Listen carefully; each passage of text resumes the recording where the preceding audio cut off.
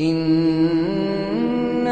أَنزَلْنَا إِلَيْكَ الْكِتَابَ بِالْحَقِّ لِتَحْكُمَ بَيْنَ النَّاسِ بِمَا أَرَاكَ اللَّهُ وَلَا تَكُن لِّلْخَائِنِينَ خَصِيمًا وَاسْتَغْفِرِ اللَّهَ إِنَّ اللَّهَ كَانَ غَفُورًا